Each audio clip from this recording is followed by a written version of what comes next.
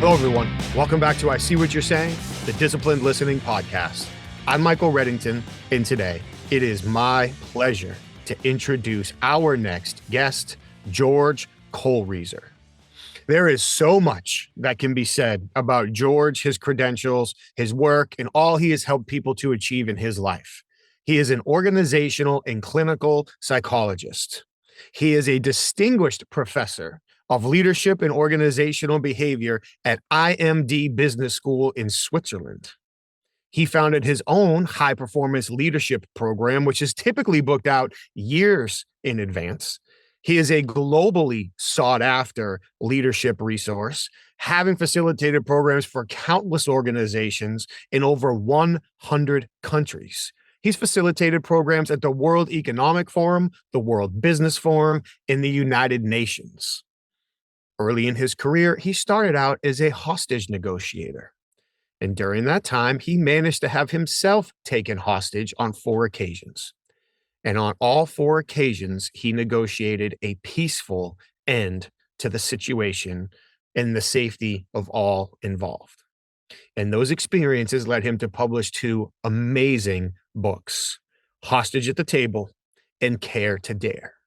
And through all of his work, written, spoken, consulting, he works with leaders to teach them how to never be held hostage, not to their own emotions, not to somebody else's words or actions, not to the moment. He teaches them how to become secure base leaders. That work is based on attachment theory and beyond. And with that, he teaches leaders how to inspire those around them to consistently live up to their potential. He teaches people what it truly means to live to win, as opposed to living trying not to lose, and so much more. I'm thrilled and thankful that he took an hour out of his day to pack so much wisdom into this conversation with us. I have no doubt that after you listen to this conversation, you will play it back and you will still be taking notes with everything that he had to share with us. Before we get into it, I want to make sure we take a moment to thank our sponsors. Of course, we have HumanTell. If you haven't already, please head over to humantell.com and check out all of their best-in-class online training to evaluate people's facial expressions and nonverbal communication in order to accurately identify when and how their emotions are shifting and what that likely means they're thinking and feeling within the context of your conversations.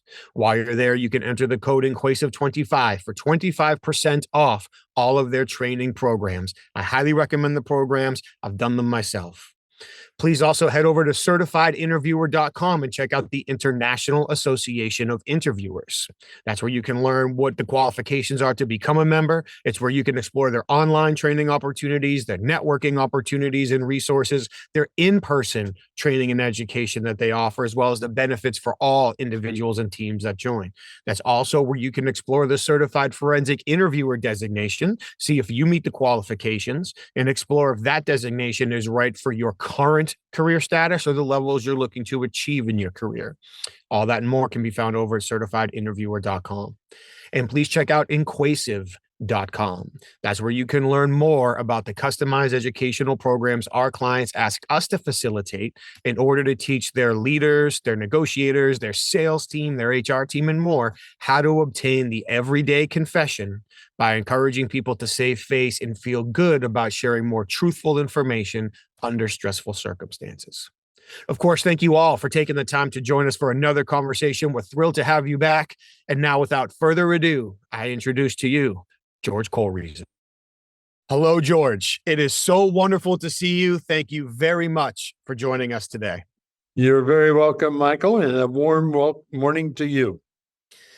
From, I believe you're in Switzerland currently. Am I correct? It's the afternoon here. It's middle of the afternoon. So I'll catch up to you eventually. But thank you so much. I know you have so many things going on. I really appreciate you carving out the time to join us. And I know that our listeners are in for such a treat today because I've been a follower of your work for many years and a follower of people who practice your work for many years. And I'm very excited to finally have this conversation and share so many of your insights with our listeners. So there was a theme that I found in both of your books that I recommend at every opportunity to people, both Hostage at the Table and Care to Dare. And the theme was developing a hostage-free state of mind. So, if we may, I would love to start the conversation by asking you, how can we develop a hostage-free state of mind? Okay, that's a wonderful place to start.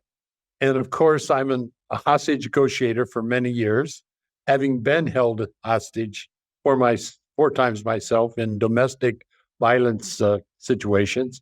So this was very early in my career back in the 70s. And it became very clear to me you did not have to have a gun to your head or a knife to your throat to feel like a hostage. That's one thing.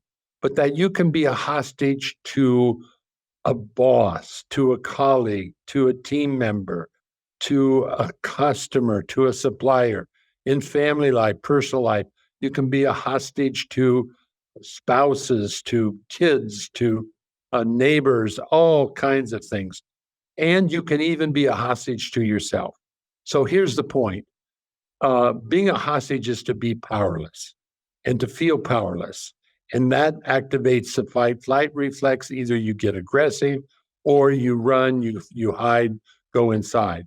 So a hostage free state of mind, Michael, is where you come back to your own personal power. And even if you have a gun to your head, you do not have to feel like a hostage. You can talk, you can breathe, you can interact. And I think you know this based on your book and your work, that the whole point is, how do I say what I need to say? How do I keep the bond and engage in that behavior where I don't feel helpless? That's the idea behind it. Such a wonderful synopsis, a career worth of work summarized into a 2.5 minute answer. A couple of We, things I we love. could talk for a whole session on that. Yeah. We could.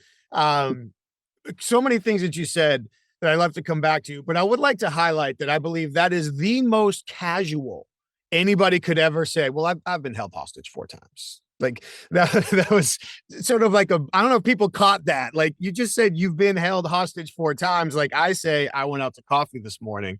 So I would like to ask just a quick question about that without diving too deep into it. Sure. As you talked about that hostage free state of mind, whether it's a real gun or a proverbial gun, we still have the opportunity to bond, which we'll get back to, but to talk and to Yeah. communicate and to interact. So I'm very curious because I'm always fascinated with how people stay calm, control their emotions, and function under stress.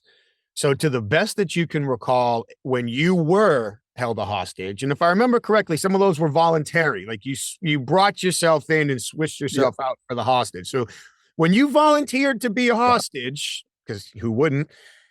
How were you able to stay calm, function, and establish the bonds necessary to resolve those situations peacefully? Yeah. Well, I did actually volunteer to be a hostage. I volunteered to go in and talk somebody down in a Okay. violent situation. And then it escalated into them taking me hostage. So it was not always that predictable, but it was risky. So I had the wonderful opportunity to work with a psychologist named Carl Rogers. I don't know if you know that name. Yes. He was a very popular writer and psychologist in the late 60s and 70s and 80s. And I learned a lot from him about the whole idea of unconditional positive regard, both for others and for yourself. And so going through hostage negotiation training eventually and doing things with mindfulness and understanding how to work with your mind, you just stay calm. But even before that, it was growing up on a farm. I grew up on a family farm. So there's always crises happening with things, not, of course, with hostage taking, but I learned a lot how to stay calm. And especially my grandfather, who was very, very good at that. So, yes, I had an amygdala hijack, but then I immediately was able to calm myself down and focus on the goal, not focus on the weapon. In one case, it was focusing on Sam, the person, even though he had a scissors at my throat. It was not the scissors I focused on, but on Sam. And that's that whole listening. And that is the essence of what you're teaching as well. People want to be listened to. And by the way, in case your listeners don't know, hostage negotiation is three parts, basically: how to bond, how to connect, even if you don't like someone, and then how to listen to the pain point, how to be able to understand what is it that's driving the motivation, because happy people don't take hostages, and then ultimately concession making. And they get hostage negotiators as measured by Interpol over here in Europe and the FBI in the US, a 95% success rate. Wow. It's amazing. That's stunning. But they don't tell people to come out. You don't tell the hostage taker to come out. You do it by asking questions. You do it by engaging and listening. Yes. Another answer with just layered with so many powerful things to consider. But if I hear a more powerful statement this month than focus on the goal, not the weapon, yeah, I will be astounded. And I hope people caught that. And the weapon doesn't have to be a pair of scissors at your throat. It doesn't have to be a gun in somebody's hand. The weapon can be an emotion. The weapon can be a threat of consequences. The weapon can be perception. But if we focus on the weapon, we can only go downhill. Focus on the goal, not the weapon. One of the most powerful things I've heard somebody say. Yeah. Well, once I was, my first experience, not trained as a hostage negotiator, I was trained as a mediator. And I worked with the police in mediation. So the project was for a psychologist to go in with police and mediate in domestic violence. And when I had a scissors to my throat, I couldn't focus on that. And when I was facing a man with a gun, I couldn't focus on the gun. I focused on the person and what was his pain point. What could he talk about? What could I hear about that? Fantastic. And that sets me up for another question about a theme that permeates both of your books, which is the power of our mind's eye and how we go where our mind's eye takes us, whether we realize it or not. How we talk to ourselves, what we focus on, plays such a big role in the outcomes we achieve in the relationships that we build. So I'm curious as to your best techniques or best opportunities for us to control our mind's eye and stay goal-oriented, stay positive in so many of the everyday stressful situations we find ourselves in. Well, first of all, you have to remember, and I'm sure you know this, Michael, there is no such thing as reality. There is perception, emotions, all kinds of things affect perception. So you have to understand what your own focus is and the perceptions, and then the focus creates a state, either a positive state, a negative state, or a whole variety of moods and emotions. So there is a thing such as playing to win, or you focus on benefits, opportunities, and there's playing not to lose, focusing on the half-empty glass, the negatives. So you have to be able to keep coming back to playing to win. Hostage negotiators, good conflict management, good leadership is about being in a positive state, not avoiding the risk, not avoiding the danger, but you don't let yourself focus on that. So your mind's eye is something that you have to be able to constantly be aware of what it is moving towards. We're always focused on something. What is it we're focusing on, the positive or the negative? And we have to be able to come back as quickly as possible to our goal, what it is we want to accomplish. And that means separating the person from the problem. The biggest way people are taken hostage is they make the person the problem. And so when you make the person the problem, it's very easy to be a hostage. No, a person can have 10 problems, 20 problems, I don't care, 50 problems, but they are not technically the problem. Now, it is true, some people are a problem, but the mind's eye has to focus not on that, on the person as a problem, but what is the problem we're trying to solve. Oh, I'm going to run out of note paper, by the way, trying to capture all of these quotes as we're talking. But again, I love it. I truly believe that often in leadership and negotiation and business development, honestly, in interview and interrogation, that the people who are the most successful are often the ones who can pivot from problem identification to solution creation as fast as possible and not get wallowed down or stuck in this is terrible, this isn't going to work, this isn't what I planned for, this person never listens. It's Well, it never goes to plan and they're not supposed to listen. So as I'm gathering intelligence, now how am I going to create a new solution? So to hear you illustrate like that is don't make the person the problem. The problem is whatever the contextual factors are that are impacting our ability, our emotions, our thought process. Let's address that first. Yeah. Well, following the mind's eye and the bonding cycle, we go to the whole idea of dialogue. You know this. People talk too much. They have to ask more questions. And I teach leadership. I go over and over the fact that leaders have to stop talking so much. Say less to say more is the real secret. You're asking questions. And as an investigator, your whole history there, you know what it is to ask questions and to get people to express what they want to express, and even if they don't want to. And I think the other part of this whole continuum is to understand not just the mind's eye and being a hostage, because anytime you feel revenge or shameful or you let fear control you, you are a hostage to yourself. Is to understand pain, human pain, and the loss. And so what we take leaders through is a whole process of understanding what happened to you in your life and how did that affect your leadership, both as a parent, as a member in personal life, and in your professional role, whether it's a junior executive or senior executive or a CEO. What happened to you that you became the leader that you are? And that goes back to mother, father, childhood experiences, adolescent experiences, school, and so forth. And that opens a whole arena of pain points that were never, ever dealt with or talked about. Now, I'm so tempted to dive straight into your work with attachment theory and secure-based leaders and all of these things, bonding, especially with people that we don't like. But I'm going to take one quick detour before we come back to that and see if I get my memory straight. Okay. You be my guide. I can talk. I can talk people all over the. We might both end up walking off the cliff if I'm the guide, but we'll see what we can do. You write a lot about grief and processing grief, and I feel like that's an underpinning of what you just said. And I have two amazing parents who I still have wonderful relationships with, and my brother's my best friend, and so I'm very, very lucky to have the family units, both that I grew up with in my current family with my wife and my son now. Bless you.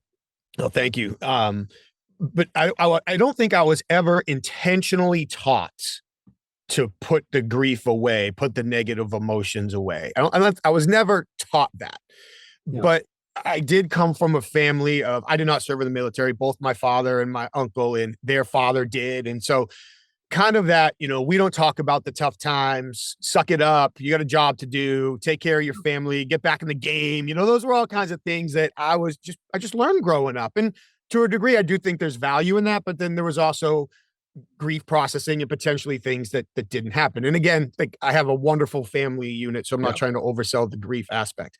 But to illustrate that, I think for most of us, especially people in leadership roles, not only are we not taught to process grief, but I think most of us are kind of taught to just put it away and charge on. So in your experience, honestly, working with some of the top leaders in the private sector globally, what have you seen? I guess it's a compound question, which is a terrible question to ask, but it's too late to turn around now. Both the benefits and the necessity of processing grief as part of our leadership journey. Well, what happens if you don't process grief is you start to turn negative. You lose the joy of life. You no longer can see the beauty of life. And the losses come in many, many forms. There is no escaping. You were blessed to have a wonderful family structure, but yet as you went through different transitions, going from a child to an adolescent to being adult, leaving home, changing your identity, these are all losses. In organizations, leaders often don't make those transitions well in that they still hold on to the past. You cannot say hello to a future attachment if you don't say goodbye to the old attachment. And they're going to come to an end. Now, here's the point. If you don't deal with that grief, it builds up inside emotionally, and you begin to lose the focus of seeing the beauty of life. We had a senior executive who had early in his career, he was an engineer. He tried to tell his boss that this was a dangerous situation. He saw it happening. And the boss wouldn't listen. The boss said, no, we're going to do this. We got to get this done. There's no other alternative. 5 people died, including his best friend. For 25 years, he stuck with that grief, never talked about it, never expressed it. Finally, in coming to one of my programs, he was able to bring that out in the open in a coaching group. And for the first time in 25 years, he cried. He expressed his rage to his boss, who also died in the accident. So again, this is how it can work for big losses, little losses, not to mention deaths and the other kinds of transitions that we have to go through. So grief is as normal as the day is long. It is not a disease. If you can't grieve, you can't say hello. It'll affect the bonding. And bonding is the heart of all leadership. It's the heart of inspiration. How do we connect?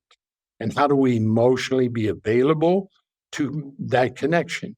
You love your children. You love the people around you. And leaders have to be emotionally available to their followers. Many are not, because they are filled with the pain that they carry from their own traumas, or they carry the transgenerational pain. If your mother had a loss, or your father, your grandfathers, or family members, that may be transmitted to you in the way they deal with you. There are many fathers who never cry or never let their children see them cry. They're cold or aloof, or they're anxious, and that gets passed on generationally. Appreciate you sharing all of that. It's very powerful. And my wife thanks you for reminding me to be emotionally available. So there's extra credit there. And as we make the family analogy, honestly, having read your work and being introduced to attachment theory through your work, that has had an influence on how my wife and I have parented our son since he was born, and just understand that attachment theory process, and how, especially when he's young, establishing the bonds now when he makes mistakes or poor decisions. So when the really dangerous poor decisions might happen down the road, we've got the framework in place to hopefully work through those. Yeah, wonderful. It's absolutely at the heart of a relationship, personal and professional. And here's the point, Michael. Leaders have to be emotionally available. They have to bond even to their worst enemy in order to find a common goal or a common problem-solving process. And so there are many leaders who are emotionally unavailable. They're cold, aloof, detached, or they're very anxious. They worry too much. They're too indecisive. They don't inspire. So leaders inspire. And it's that emotional availability that comes through that makes it happen. And you just mentioned bonding, especially with people that we might not like or agree with. I think the phrase you used was worst enemy is just an illustration. Yeah. When I go back to my interrogation career and the teammates that I worked with and the non-confrontational techniques that we used, often we were called in to interview in situations where everyone had already been interviewed. Nobody confessed. There was no evidence. There were multiple suspects, the whole thing. And thankfully, we had the techniques available to lead us to be successful in the overwhelming majority of those conversations. And time again, people would ask us, how do you get people like that to share those details? Because it's not just, okay, fine, I did it. I mean, writing multi-page statements and shaking our hands after and telling us where the evidence is and all these things. Not every time, don't get me wrong, but often. And my initial answer was just always, well, we're nice to them. We treat them with respect. We talk to them like no one else has ever talked to them before. But really, in listening to you describe it, what we were doing was, in many ways, we may have been the first person in a long time, regardless of just in the investigation process, the first person in their life in a long time that found an opportunity to bond with them in an unexpected way, in an unexpected conversation, to make them feel like they were just having a conversation with somebody else. And not only was it okay, but it was expected and encouraged to share this information. Like, it's appropriate to do that. You may have been the first one that they actually trusted. And so the psychological safety, people want to open up. Now, it doesn't always happen, but it is more likely to happen. We call this the person effect. And the person effect was actually discovered by Pavlov in his work with dogs back in Russia. He didn't want to deal with it, but there's a whole line of research. And I had the opportunity when I did my PhD to be supervised by someone who was a specialist in the person effect. So that, do we provoke safety and trust, or do we provoke defensiveness? Defensiveness causes the brain to shut down, to go to the survival mode. So when people feel safe, they want to open.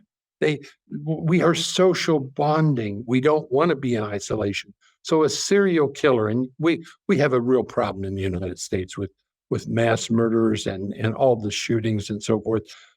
What happened to them as a child that they became this way? This doesn't justify what happens, but it helps us understand. So we're asking leaders the question, how did you happen to become the leader that you are? What happened to you, positively and negatively?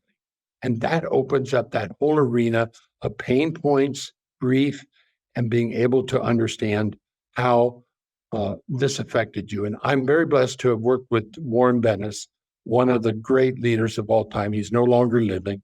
And he always said what shapes the character of the leader is how they deal with loss, how they overcome painful points in their life. And if they can do that, that's how character gets built. And we see again and again leaders who don't pay attention to the grief or the pain points in their life, and then eventually it destroys them. They make a bad decision or they do something stupid. So very true. I'm trying to not just jump on everything you say, but I do want to go back to the bonding with people that we might not like, because I feel like in my work, especially with leaders, that feels like, to say it's counterintuitive is the understatement of the day. Like, you want me to bond with somebody who I don't like, I don't respect, I don't agree with. Like, nobody does that anymore. Like, nobody. That's why we have social media, so I can just talk to people I do like and not people I don't like. So, but we know that we can't be successful as leaders, as investigators, as negotiators in life if we don't bond, especially with the people that we disagree with or don't like. So how have you trained yourself and trained others to become so successful at bonding with people they either don't like or don't agree with? Well, I learned this in my own background growing up as a boy on a farm in Dayton, Ohio, where in the farm life, you talk to neighbors, you have high social bonding. So, and then as I went into the university, I discovered some amazing work and research. People don't kill people. That has always stuck in my mind. They kill objects, they kill things. So as a hostage negotiator, I was trained, and I train others, how to personalize the contact. If I can personalize it and they stop demonizing me and I'm not just an object or a thing, then they are likely to bond to me and emotionally connect. That builds the trust. That's the foundation of how to do that. And so I have, in a hostage situation, I've been in where I had to look for a common goal. And you can bond to anybody where you find a common goal. I had to dig so deep as well. We're breathing the same air. Air is our common bond. We like to breathe. I mean, that's digging pretty deep, but that becomes a starting point. We got something common here, and they are a human being. What happened to them that they became the way they are? They don't really want to kill me. Of course, they may want to kill me, but that's an emotional reaction to something. It's a trigger. And what can we do to be able to prevent that? And hostage negotiators get that 95% success rate, not by telling them to come out, but by asking questions, listening to the pain points. And when leaders understand that they can do the same thing in non-physical hostage situations, it changes their whole way of interacting with people. There's no doubt about that. And it's not necessarily the action or the statement that somebody makes. It's what's behind that action or statement. What are they trying to achieve or what are they trying to avoid? And if Yeah. we can understand that, then your point, we can bond around a goal. Maybe I can't bond with the person, but we can bond around the goal that we share, Yeah. even if Well, it has to be the invented. bond makes it possible to bond with just about anyone, but it's a two-way street. I mean, it's not a guaranteed process. You have to build that trust, and some people do that more easily than others. Are there particular characteristics or experiences that you think allow some people to do that easier than others? Or do you think it's more of an intuitive thing that people just feel in the moment or in the relationship? No, it's learned process. How was the bonding with your mother, your father, your grandparents, teachers? You can learn it at any point in your life. And that brings up the whole idea of a secure base. We have to find secure bases. And when we find that secure base, and I know people who find secure bases at 40, 50 years of age, and they didn't have it as a child, they didn't have it earlier, but they finally learn how to trust, and it opens up a whole world for them. But we need secure bases. And you often hear, and I know you know from your investigative work, that loneliness is the driver of so much destructive behavior. How do we get people out of that loneliness to be able to bond? And then to understand many people don't bond because they hate pain. The brain hates pain, but pain is part of life. And you have to go through that grief process. So attaching, getting close, bonding, being emotionally available, going through the separation, the grief, to attach again. Many people can't do that. And I know you work with Paul Ekman and maybe Eve Ekman as well. I don't follow their work very closely as well. Emotions become such an important part. And I think for leaders, Michael, we've been misled when we say that we think, therefore we are. Descartes, God bless him, he's a wonderful philosopher, but he happened to overemphasize thinking. But we are feeling beings who happen to think. And how do we deal with emotions? This is the difference. As a child, do you grow up being able to talk about emotion, express your interests, your desires, and have someone respond in a caring way and meet your needs? And that goes throughout life, that you have that trusting dependence.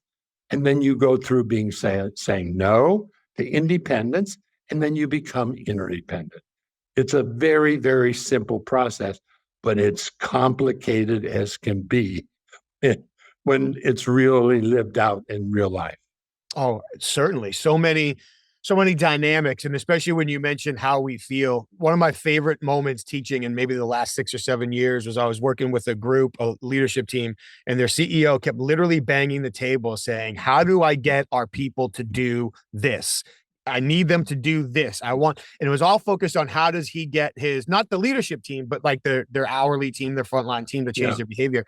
And I was letting it go and I was working around it with the team and we were making progress, but he just kept interjecting it. And finally I turned around, I'm like, all right, you got it.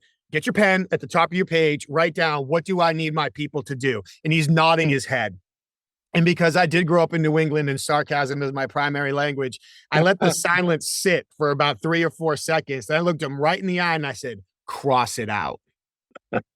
And he's staring at me. And then I said, write down, what do I need my people to feel?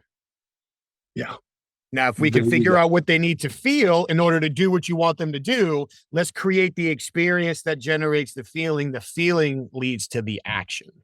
Yeah.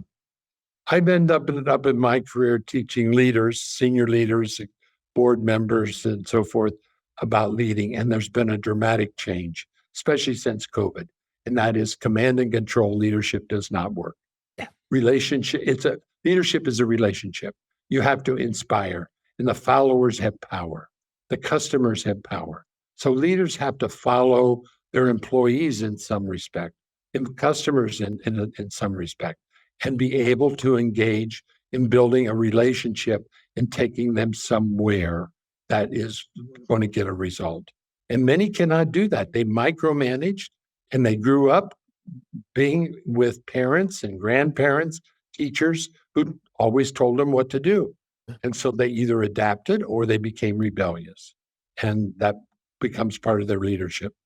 And it doesn't work. It just does not work for sustained results. Yes. Yeah. Of course, you can use threat to get a temporary result if people need that job, but it doesn't work. You want to build psychological safety. Yes, which all transitions back to so much of your work around secure-based leadership. And Porig introduced that concept to me. I forget on which highway in Dublin when he was driving me across the country to work with him on an event. And if he's listening to this, thank you so much for the introduction here, Porig. One of he's our mutual friend. Yes, one of a million things that he's done for me over the course of our relationship. But just hearing him say the phrase secure-based leadership and recommending your work to me in that car ride caused me to explore it right away, because the phrase created so much curiosity for me. And then exploring the topic and learning from it made so much sense. So to the degree that you feel is appropriate for this format, please help our listeners understand what it means to be a secure-based leader for the leader and for their followers. I'm going to make it simple, Michael. A secure-based leader is one who can find a person or be a person, a place, a goal, an object. It's not just people, who gives them the sense of protection and inspiration to explore and take risks. The goal of life is not safety, but the goal of life is to explore, seek adventure, look for opportunities. So the brain is structured in such a way to avoid pain, because we are by default going to look for the negative, the danger. We got a mind's eye that's always searching for something. And so what shuts off that defensive or that search for danger and pain is when you have a secure base and you feel safe. Then it shuts down, and then you can see the beauty of life. You can see opportunities. You can see all kinds of wonderful things. But if you are filled with defensiveness, living in a survival mode, living as a victim where grief is driving your life because you never got over some pain or some resentment or whatever it might be, then you can't reach that level. So it can be a place, it can be a home, it can be a pet, it can be people, it can be a goal, anything that gives you that sense of protection so that your brain shuts down its search for pain and danger. And being worried, people who are anxious, they're people who worry all the time. I mean, they can worry about anything, anywhere, anytime. Their brain is working perfectly correct. The problem is they're probably going to die prematurely because it leads to stress. And stress ultimately kills. But they have to find a way to shut that off so that they can see the beauty of life and stop worrying and always searching for danger. Some pains are going to happen. We cannot be totally able to control what happens around us. That's another way that you feel like a psychological hostage. You have to control everything, but you can't. What can I control? What can I not control? And to know the difference. And to me, that also sounds like thank you for explaining that, by the way, I should say first. To me, that also illustrates the difference between playing to win and playing not to lose. If I'm playing to win, I can encourage people to take risks. I can congratulate them in a way or support them for actually making the mistakes, because we learn more from the mistakes we make than the successes that we have. And we can use those opportunities to enhance the bonding process versus having that fear-based mentality, playing not to lose, looking for the control, creating the conflict, letting our fears or worries dictate the decisions we make or don't make. Yeah, exactly. And I recently was with Amy Edmondson, who just wrote a new book on failure. And of course, there's basic failures that should never happen. That's failure of leadership. There's what happens in a perfect storm. Things go wrong. That can be solved by leadership too. And then there's exploratory failures, which has to happen, where you control the limited consequences. But if you're afraid of failure, you're not going to see the joy of life. You have to be able to overcome that. And leaders don't often encourage failure of that exploratory type because they're so afraid that something might go wrong. Amen. And it's such a missed opportunity. It's Yeah, honestly, I believe it's like an exponential equation of missed opportunities. yeah, Because as we're forcing people to avoid the opportunity to make mistakes, then we're coaching them to continue that behavior pattern. And now we're missing on the bonding opportunities, the innovative opportunities, the growth opportunities, so on and so forth. yeah. And that's all mind's eye. How do I get my mind's eye to focus on opportunity, playing to win, taking the right risk at the right time?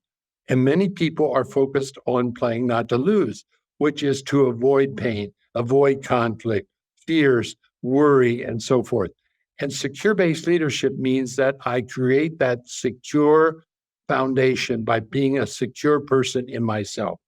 How do I handle in this world of uncertainty and constant change? How do I establish a sense of inner secure, being an inner secure base? It's dependent on having external secure bases. What gives me a feeling of protection? And if you grew up in a family where you didn't feel that protection, or you lost that protection too early, then it can be traumatic and you have all kinds of consequences as a result of that. And then hopefully the opportunity to identify and work through them through programs similar to yours or Yeah. others, Well, whether it be well, personal development or leadership. yeah. Well, the thing about leadership, and this is my focus now at IMD here in Switzerland, um, is to understand that leadership is not about trait training. That works to some extent. Who's a successful leader? Who's not a successful leader?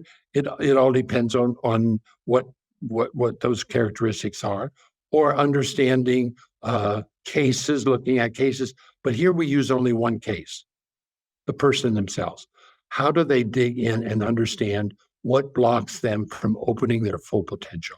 They're the case. And they have to understand what happened in their history, what happens in the present, what happens in the future. So that's why this program is so powerful and transformative, because it opens up the leader to become emotionally available and understand how they can be the best person and eventually the best leader that they can be.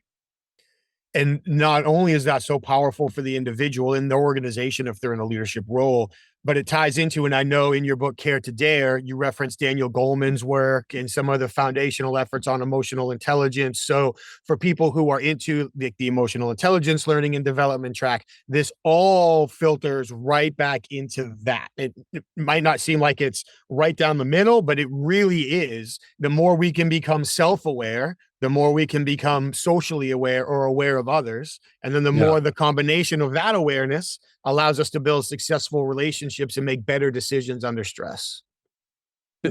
As you say that, Michael, I think about aggression, and I love to work with aggressive people. I'm sure you have had so many experiences with aggressive people as well. I love them when they come for coaching and say, "Look, my boss says I'm too aggressive, but I just want you to know I was born aggressive. I'm aggressive now. I'm going to die aggressive, and there ain't anything you can do about it." I love those individuals because they got the passion. They just have to understand what happened to them in their life that they became so aggressive, and what result do they want. If they want a better result, then they have to manage that aggression, because their person effect is producing fear in other people, defensiveness in other people. It's amazing how they can learn to change. People can change. Yes, That's a very important thing. they can. And I was going to piggyback on the aggression thing for a moment, but because of what you just said, I'm going to try to remember to come back to it.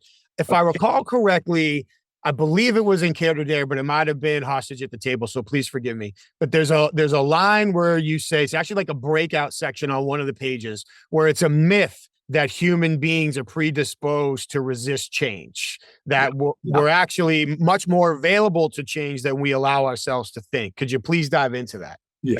So here's the thing I ask people: do people naturally resist the change? Leaders have been taught from the get-go, people naturally resist change. It's not true. People do not naturally resist change. They resist the pain of change, the fear of the unknown. When the leader is a secure base and gives the a sense of security around that change, to take away the fear of the unknown and understand the pain of that change, then people will follow them. They want to be inspired. So you don't drive change so much as inspire change. And the thing is, leaders are not good at doing that. They always want to sell the benefit, their best product, their best service, their salespeople. No, the thing is, you have to ask about the pain point. Hostage negotiators listen to the pain point. When you did your investigation, how do we get to the pain point? And how to be able to understand people to change, to open up and share what's going on, the truth. Yes. And so much of that, when you ask the questions, we like to say is listening for intelligence, not information. So the emotional connotation of their word choice can be very important. Their tone of voice, as we know, can be very important. Even changes in their speed of delivery or their volume can be very important, that now begin to give us our mind's eye, a look into how they're really feeling. And if we understand how they're really feeling, then we can do a better job identifying what they need to experience. Not what we need to say, but what they need to experience to navigate the necessary change. Yeah. Well, I think everybody listening to this should know people do not naturally resist change. There are people all over the world who made choices to do something different, leave a secure job, leave a secure place in their life, a home, to go to a new home, to move to another country. And these are people who are playing to win because they have a meaning and purpose, because they have a goal, they have something that drives them. They have a secure base generally who supports doing that. And when you talk about the secure base and the need to inspire, people love to feel inspired. Please correct me or dial me in on this. My assumption is that a lot of leaders shy away from that because they feel like the only way to inspire is to be this charismatic leader, the big speech, everybody's in the locker room, let's go win the game. But there are so many other ways to inspire people that you don't have to be charismatic, outgoing, extroverted. There are many other ways to do it. There is the best way to inspire by being an inspiring person. And people see it, they experience it, they feel it. And by inspiring through creating the vision and being able to understand the emotions behind what's holding them back. What do they want to change that they're not changing? So leaders are able to inspire by opening up the pain points and then helping them move beyond that. I often use Steve Jobs as an example. He was a brilliant presenter. He could get on that stage and deliver all kinds of ways of getting Apple products, but he was a terrible leader of people. He got fired from his own company. And when Apple was in trouble, they hired him back. He would be called a visionary leader, but not a leader of people. Steve Wozniak, whom I know personally quite well, said he was really crude. He was really mean. He was awkward. And when you look at his history, he was adopted twice. How many people do you know who were adopted twice? His first parents took him, and it was traumatic for his mother. And ultimately, the parents who adopted him said they wanted a girl, so they gave him back. So she had to go through a second process, and she had a contract that he had to be raised Catholic, and he had to go to the university and so forth, but that didn't work. But he never dealt with that underlying inability to bond.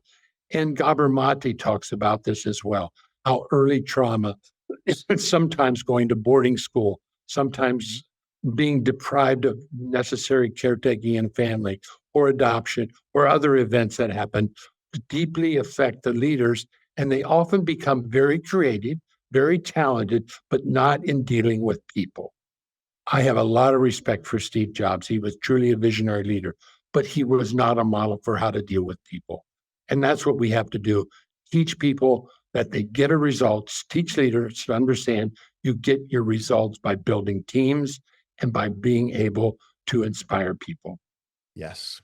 Does that make sense? It makes perfect sense. Perfect sense. And hopefully for anybody, especially leaders listening to this conversation, there's that separation of, yes, you can be the visionary leader. You can look great on stage. You can have all the followers. You can have the next great product. And if you get enough of the right people around you, they can do the actual leading of people and you can still be successful, but there's a separation between the two. And I'm biased to this degree, but I feel like a lot of that inspirational leadership and being a leader of people requires open, effective, and successful dialogue. Yeah. And now more than ever, that's becoming harder and harder to find. That's a whole nother conversation that we won't put ourselves through the pain of having right now. But you teach and write a lot about effective dialogue, which of course includes the bonding process and all these other things. So I would love for you to take us through your processes for engaging in highly effective dialogue. Oh my God, that is a very important area, Michael. Once you deal with the bonding cycle, how people attach, how they deal with grief, secure base, mind's eye, then comes the dialogue. How do we use words? Words carry energy. And we know 85% of it is nonverbal in that communication, goes back to the person effect. Leaders do not effectively use words. They talk too much or they don't answer questions. They may over detail, do all kinds of things that discourage people, do not give that sense of safety. So dialogue becomes an important part of being able to create a listening mechanism. So dialogue is I say something, I ask something, I listen to the other person, they respond, I respond, and we do that directly. Leaders who talk more than 4 sentences are blocking the dialogue. We teach the 4-sentence rule because the research is clear. That's how long the brain can maintain maximum attention. It used to be 7. We're dumbing down. That's why we have 7 digits in our phone numbers. AT&T did the research back in the 50s. So that means sometimes you can go over 4 sentences, obviously. But how many times do you have people who talk 20, 30, 40 sentences and they haven't even got near to the point? Less is more. Zip it. Say what you have to say clearly, directly, and then listen or ask the question. That becomes very much a part of clear dialogue, clear communication. So we really, through role playing and other means, give feedback when people talk too much. And this is true for all the cultures. I mean, and cultures change. If you're from a Mediterranean culture, you always want to give the context. So you ask the question, well, what do you mean by that? Well, the person says, well, let me give you an example. That's going to be a disaster. No, don't give me an example. Just answer the question. The way you handle it is you say, would you like an example? The answer should probably most of the time be no. Just answer the question. So they want to put contextually all the details around what they are saying. But dialogue is a directness. It's a crispness. It's a clarity. And that doesn't happen very often. It doesn't. And unfortunately, like we said, I guess I said it's going further and further away. But I also find that I think dance is the wrong analogy to use, but I'm having a difficult time coming up with another one. So good thing I'm not in the Mediterranean because I can't do an example or just answer the question. But it's that crispness and it creates a rhythm. I think rhythm is the better word. And once we establish a rhythm with our counterparts, then it becomes that give and take where we're feeding off of each other. And now that we're feeding off of each other, we can inspire each other. We can help each other save face, create that safety, and now start solving problems. Well, actually, I think the dance is a good metaphor because if you're doing the tango or you're doing a dance, there's a leading and a following. And the followers often move to the leader role. It's not controlling your partner. It's listening or feeling, create this dialogue or this movement, this dance together. So I think that's a perfectly good example to be able to create this flow, the dynamism that can happen. And it's a wonderful thing when you have dialogue. Dialogue is defined as finding a greater truth by thinking together. Finding a greater truth by thinking together. And people often don't try to find greater truth because they think they have the whole truth. So they don't ask questions, or they're engaging in ways of everything but blocking. They want to be the smartest. They want to be able to show how well they're thinking. And people sometimes just think out loud. You're paid not to talk, but to get a result. and you get a result by talking correctly. But people who think out loud are a nightmare because unless you have an agreement, okay, let me just think out loud here. And that would be a case where you would then define the context and then you could go on. But to do that as an automatic behavior is really a problem. And you can go into any family, go to the dinner table, and you could see patterns of dialogue learned very early in life. You certainly can, at least for the families that still gather around the dinner table, which hopefully many still find the time to do. That's another point, social media and what happens with young people. Yeah. I love when my 6-year-old son, I don't want to come to the table. This isn't an option. There are things we talk through. There's things we don't. You were sitting at the table with mom and I, and this is our time together. As you were talking about the dialogue piece, one of the things that struck me that I think runs hand in hand is the importance of understanding that if we need information and the other person has it, well, they're in control because they're going to be the ones who choose whether or not to share it and under what circumstances it's okay. So often if we're entering a dialogue, feeling the need to maintain control or force control or keep control, then we're actually killing the dialogue and not allowing somebody else. I believe the phrase that you used was the freedom of choice to engage in the conversation in a way that is mutually beneficial. Yeah. And as part of the dialogue, hear the ideas in the other person, the desires in the other person. The heart of hostage negotiation is to create the bond and then to listen to pain points and hear what does the other person want? What does the other person want? And the best way to get that is asking. And of course, if somebody doesn't know what they want, they're at high risk for police suicide in a hostage situation, which happens about 3 or 4% of the time. So how do we get the person to say what they want, or where they want two opposite things, or where people can't express what they want? If you find yourself in a scenario where someone's having a difficult time expressing what they want, I imagine that can be very trying on your patients. It can add stress to the situation. That additional ambiguity just further complicates the situation. What are some successful techniques that you've used to help guide people through the process of identifying what they want in an emotional situation? Well, first of all, you have to communicate an attitude of non-judgmentalness. I'm not judging you for that you don't know what you want. So you start by, what do you want? I don't know what I want. Well, can you take a guess? Do you have some idea of what it might be? And you engage patiently in a further, not interrogation, but a dialogue asking, well, what is it that you might want?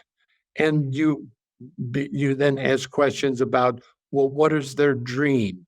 Or what is the best thing that could happen? You patiently use questions to open that whole thing up. And then your emotional availability gets them to pretty soon to start saying, well, I'm afraid to answer what I want, or the emotion comes out. Behind it is the emotion. People have dreams, but they may be buried very deeply. They may be afraid to express them. So we have to be able to label the emotion, get to the emotion. If there's one thing that's important to identify is what is the emotion behind not having a desire. If they don't have a desire, did that happen as a child? Is that an emotional trigger that they weren't allowed to have desires? There are many kids grow up where if they express a desire, they're punished, or the parent withdraws affection, so that they are trained not to get what they want except through destructive behavior. And we see that a lot with violent behavior, passive aggressive behavior, doing things to get attention. And this is part of the whole problem. It's a huge part of the problem. And there's the real violence of it with whether it's the hostage situations or you mentioned some of the crimes that are unfortunately becoming too common. But even if we take steps back from that, people acting out in the workplace, people acting out in a meeting or a conference room, people acting out at home or in social environments. To your point, If that is the only way they know how to get attention, if that's the only way they know how to get whatever they've defined as respect, Yeah. now that behavior is reinforcing a underlying issue. And if we can begin to understand over time what that underlying issue is, we can impact the behavior long term and now Yeah. start inspiring that personal growth and development. Yeah. Well, that brings up the whole other question about emotional triggers. When people don't get what they desire, it may trigger a particular emotion. On airlines, I always see these, it's like a combat zone for some of these airlines in the US. What is it that the passenger desires? The seat is too far back. They're unhappy with their food. They're unhappy with their seat, whatever it might be. Can they, first of all, know what that desire is? Can the flight attendant then be able to engage them in understanding that desire? Just coming up and giving an order, sit down, you can't do this, that's a no-no. Be able to engage with just one or two transactions involving a question. What is it you exactly want?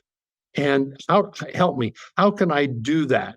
And you engage in a bonding behavior rather than have a command and control. And I often ask the senior attendants on flights, because I fly a lot, and they say the young people coming on do not have the skills of bonding, that they immediately go to trying to control passengers.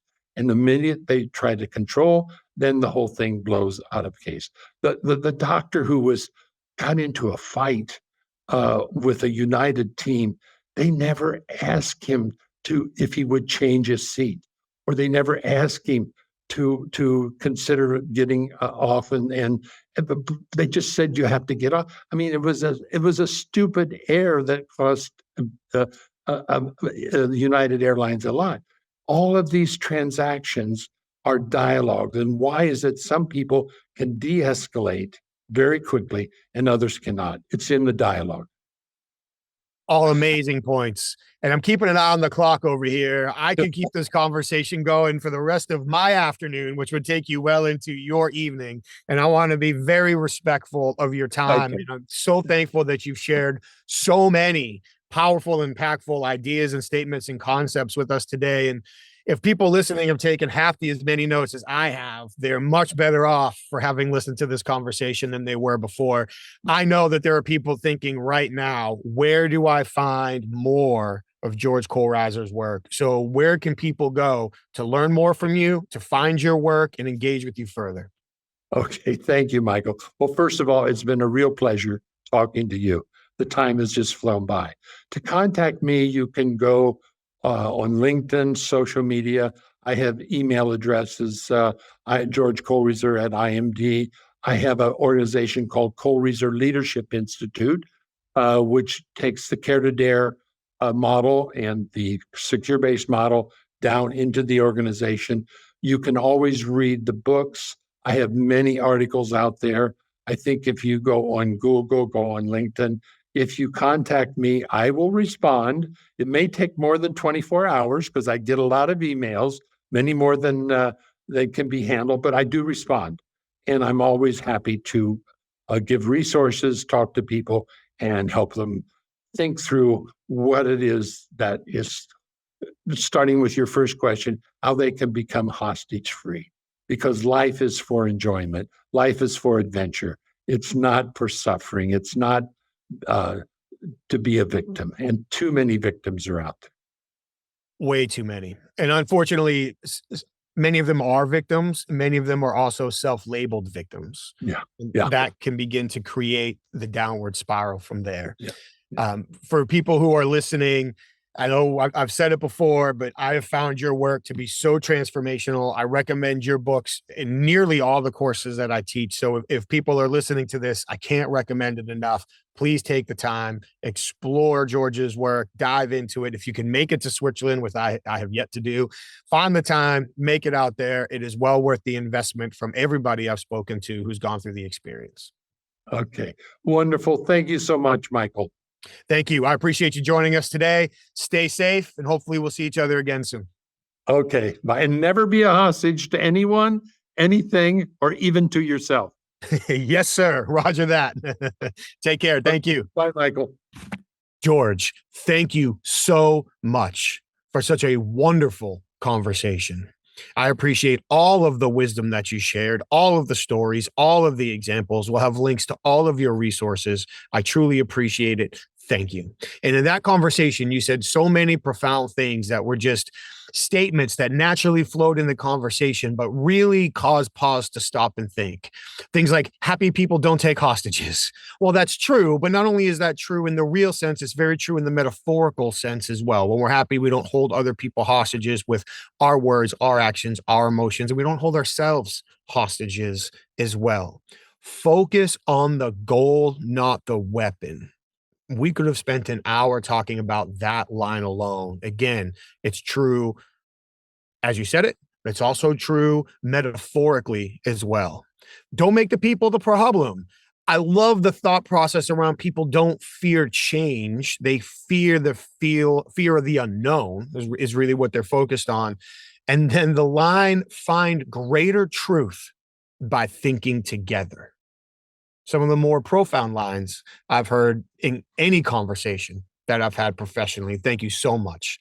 And thank you to everybody who listened to the conversation and stuck with us. Hopefully, you're going back and taking more notes and enjoy that conversation and appreciated George's perspective and wisdom as much as I did. Thank you all for joining us today. Of course, before we go, we want to thank our sponsors on the way out. We have HumanTell. Please, if you're interested in learning more about how to accurately evaluate in real time what people are thinking and feeling by recognizing shifting emotions through their facial expressions and nonverbal behavior, head over to humantell.com and enter the code Inquasive25 for 25% off all of their online best-in-class training programs. Like I say, I've done them myself. I vouched for them. I highly recommend it. For the professional interviewers, please head over to certifiedinterviewer.com. And that's where you can learn more about the International Association of Interviewers, all of their online, in-person resources and trainings, qualifications, and benefits for membership at the individual and team level. And of course, that's where you can learn more about the Certified Forensic Interviewer designation, see if you meet the qualifications, what it takes to earn the designation, and what that can do for you in your career, either currently or as you work to continue to achieve your goals. And finally, we have Inquasive. Please head over to inquasive.com, where you can learn more about how we teach leaders how to encourage people to share sensitive information under vulnerable circumstances in the face of consequences across their leadership conversations, their sales conversations, their negotiations, candidate interviews, and beyond. All of that is there at inquasive.com. Thank you so much for continuing to check in and check out these conversations. We truly appreciate it. Please like the show. Please share the show. Please leave your comments and feedback. We'd love to hear more about what you love and don't like. Who would you like to have on the show? What would you like to hear more about?